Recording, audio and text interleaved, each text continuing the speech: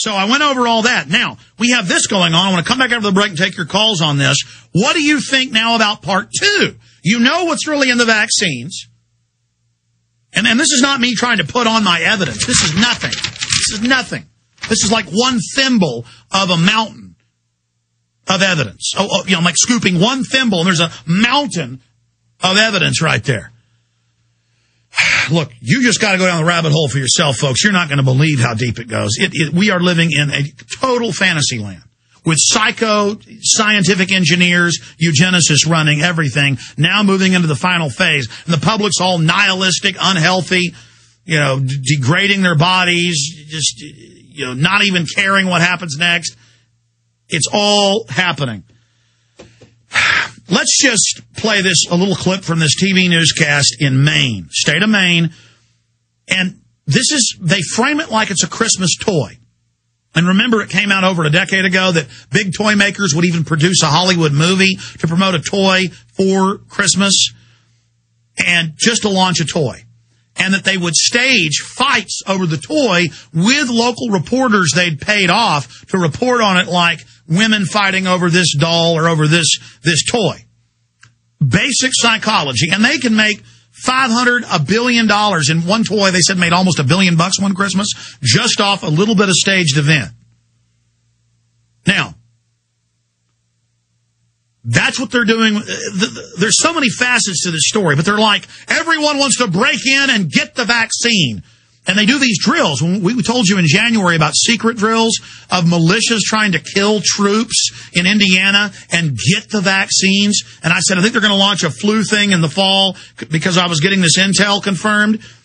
So then there's the whole subject of them training for martial law and training with the police. And they do this all over the country quietly. Now they're announcing it. And governors' association's concerned. Not just Alex Jones's interpretation. This is a fact. So here's that newscast. Direct to you and in your face. You're listening to the Alex Jones Broadcasting Network. We are back live. Again, thank you for joining us. Okay, here's the newscast out of Maine. This is quietly going on in every town and city. They're putting in federal fusion centers to spy on you. This is taking the local police, putting them under federal control, showing them the face scanning cameras, the license plate reading cameras, the new Pentagon control arm. And then next, they're putting local regular Army liaisons, not just National Guard, in all the major police departments, in the intelligence units, the U.S. Army, watching the American people. We were sent secret documents earlier this year that later made it in the Baltimore Sun. So again, our story ended up breaking nationally and was confirmed that Ron Paul, myself, and others are watched by the U.S. Army.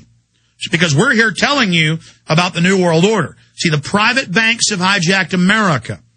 They also happen to be eugenicists. That's their hobby. And they're on power trips. And they're using the Army to take over America. It happens in third world countries all the time.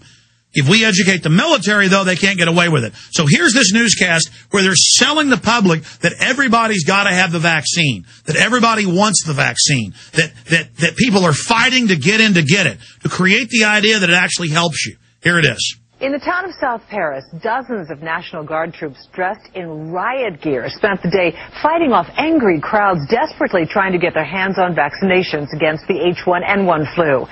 At least that's what it all looked like. This was a drill, however, for guardsmen in the event of a swine flu pandemic. Steve Minnick has more from Oxford Hills High School. Now, what you see here is a situation these National Guardsmen and police hope they never have to deal with. But there is the possibility, since Oxford Hills High School is a dispensing point for the vaccination. During riots, hey, there's the medicine, we want it now.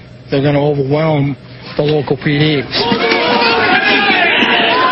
It's a what-if worst-case scenario. What if local police were not enough to quell crowds of people so panicked to get a flu shot they turn violent? Well, that is when they'd call in the National Guard.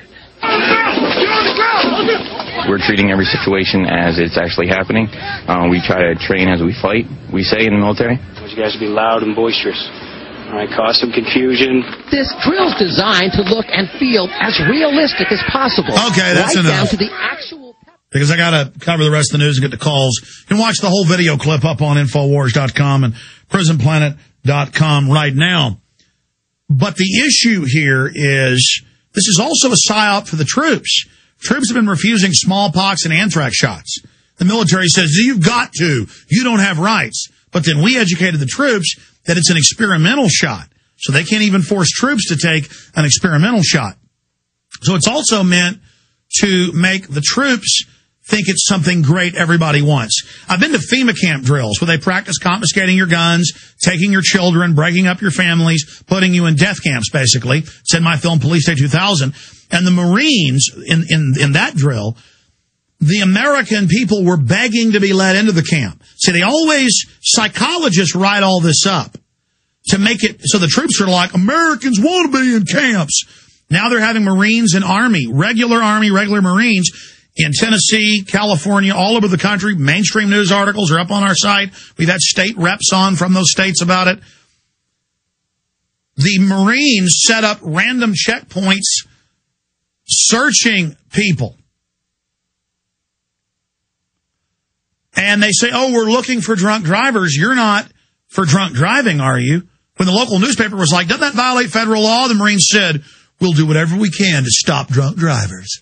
Like Chief Art Acevedo will take your blood to stop it. And now we got to be federalized to stop crime. And again, it's all rationale and all an excuse as the United States goes into receivership. The good news is the people are waking up. The good news is the Governors Association, the Hill newspaper reports, the big D.C. paper, governors oppose DOD emergency powers. A bipartisan governors is opposing a new Defense Department proposal to handle natural and terrorism-related disasters, contending that the murky chain of command could lead to more problems. You actually read the letter. They say it's the end of posse comitatus, a takeover. In fact, Congressman Brown, who we're getting on next week, was even more specific. Obama could use pandemic to declare martial law. A letter sent by the National Governors Association to the Pentagon last week also echoed that. And he says domestic emergency deployment may be just the first example of a series of expansions in presidential and military authority, or even an increase in domestic surveillance, warned Anna Christensen of the ACLU. They agreed. Here's what Congressman Brown said to the paper. They're trying to develop an environment where they can take over, he said. We've seen that historically. This is Congressman Brown, Ron Paul, Alex Jones, the Governors Association. It's real. And they're going to use the flu as their cover. Unless we expose them, then their program will stop. Ladies and gentlemen, every other country falls to tyranny. Russia, China, Germany. Germany was more democratic in many respects, more upright people. And look what happened to them with Hitler. All it takes is crises and a bad economy, and it's over. And ladies and gentlemen, they have White House enemy list. They say, tell us if anybody says things fishy about the president, report on your neighbors. And as if that isn't bad enough, the progressives reporting, the AP's reporting, but of course they're reporting it's good. The AP is. The Pentagon wants authority to post 400,000 military personnel in the U.S. The Pentagon has gone to Congress to grant the Secretary of Defense the authority to post 400,000. They already announced Homeland Brigades, 5 brigades, 20,000. But now, to, quote, engage and, quote, pull triggers on the American people. And see, I said I'd take your calls. We got a guest coming up. We're calling Australia, right? Why don't you just call him? It's early in the morning anyways for him. What is it, 5 in the morning? Just call him now and say we're going to call him 10 after. That way we can get to the calls, because there's no way I can cover all this and not jam in some calls. So I want to finish up with this martial law subject, then get into their global religion of eugenics and the cap and trade. Thank you, gentlemen. The Pentagon wants authority to post almost 400,000 military personnel in the U.S. And this is Congress. Taken together, these reserve units would amount to more than 379,000 military personnel in thousands of communities across the United States. They want them deployed in your town. I mean, Red Dawn, troops standing around to make sure the Tea Parties and the American people, they knew you'd rebel against all this. So they've been building this architecture, saying it was for Al-Qaeda. Now they go, oh, no, DHS says it's for gun owners, conservatives. Returning veterans, you're the number one threat. You are what Homeland Security are set up for. Do you understand the magnitude of what we're dealing with as a society? Folks, everything I told you was real. All these years. I mean, I would go interview the police chief of San Antonio, where the Delta Force came and tried to bribe him in his office just to be friends and help him with covert ops. They were just there to make the deal so he would work with them in the future on narcotics trafficking. But he didn't go along with it. I don't think even the chief of police knew that, but later that came out. Folks, the government is a criminal enterprise now, wholly owned subsidiary of offshore banks. All right. I mean, I found out about this stuff in 98, 99, and people would laugh at me. This is real. This is real. The Governors Association, congressman, saying what I'm saying.